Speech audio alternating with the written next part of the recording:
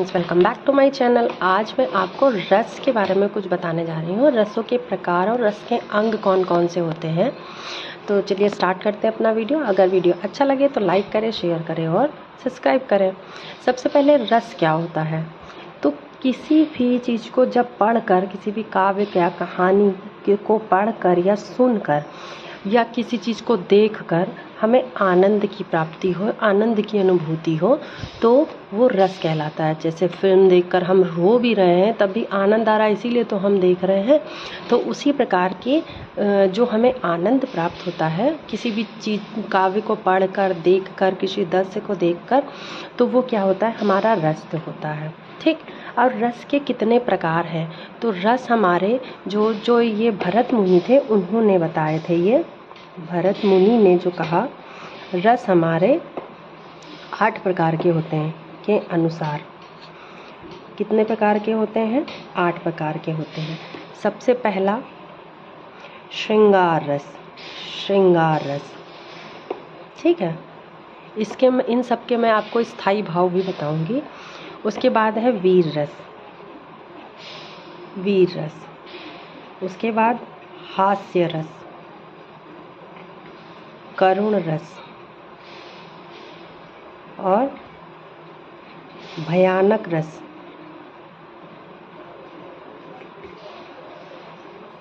विभत्स्य रस और रौद्र रस, अद्भुत रस। ये कितने हो गए? 8 प्रकार के हो गए।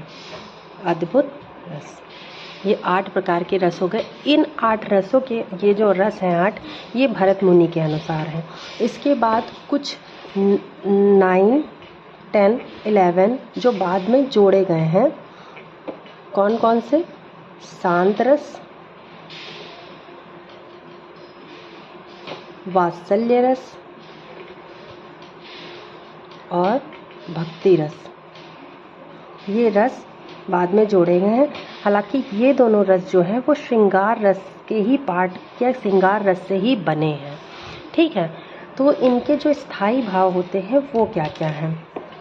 स्थायी भाव मतलब किनके लिए किनका प्रयोग होता है या जाना जाता है किनके लिए। सबसे पहले श्रृंगार जो होते हैं, इन्होंने बताया कि मतलब श्रृंगार रस सिर्फ प्यार के लिए कहा गया है ना। तो बाद में ये चीज़ हुई कि नहीं, प्यार सिर्फ संयोग और वियोग के ही लिए नहीं होता। ये संयोग और वियोग ये सिर्फ बड़ों में नहीं हो सकता, ये माता पिता में भी हो, माता और बच्चों में भी हो सकता है, कई छोटे बड़ों में भी हो सकता है। तो इस तरह से प्यार की भी कई अलग अलग डिफिनेशन है। और इस रस को रस राज भी कहा जाता है। कभी कभी क्वेश्चन पूछ लिया जाए कभी अगर कि रस राज किस रस को कहा जाता है, तो श्रृंगार को रस राज या रस का राजा कहा जाता है। रस वो जूस वाला रस नहीं, ये जो हिंदी में है। श्रृंगार रस का स्थायी भाव क्या है? रति, प्यार, ठीक है। वीर में क्या है? वीर रस में उत्साह, वीरता कैसे आएगी? उत्साहित होंगे हम जब। हास्य रस मतलब हंसी या हास। करुण रस मतलब शोक, करुणा कैसे आएगी? शोक से। ये सब इसके स्थायी भाव हैं। स्थायी भाव पूछ लिए जाते हैं। करुण रस का स्थायी भाव क्या है? भयानक का मतलब भय, इसका स्थायी भाव क्या है? भय से क्या होगा? भयानक रस। उसके बाद विभत्स्य जुगुस्सा, जुगुस्सा मतलब घृणा या घिन। इसको कैसे जानेंगे?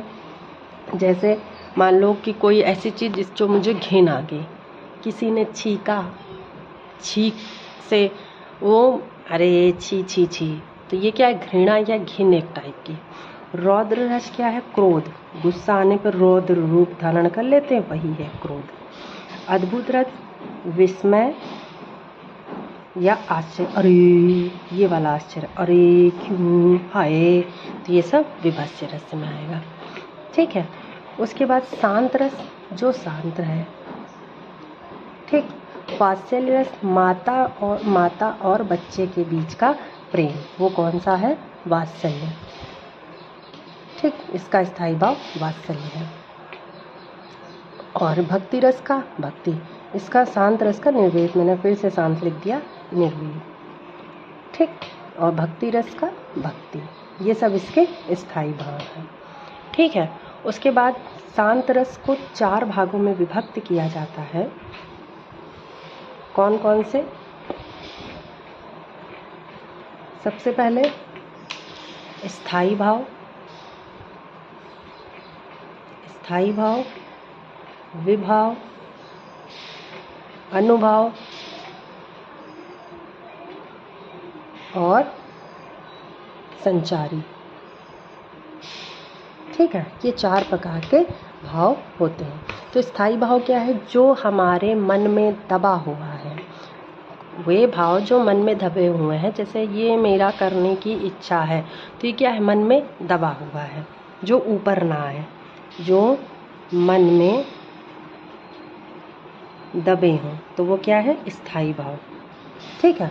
और इसी स्थायी भाव को जानने वाला भाव क्या कहलाता है? विभाव। स्थायी भाव को जानने वाला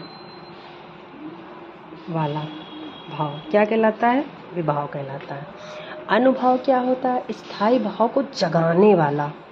ये जान गया है स्थायी भाव को, यह क्या कर रहा है? स्थायी भाव को जो जाना गया उसको जगाएगा।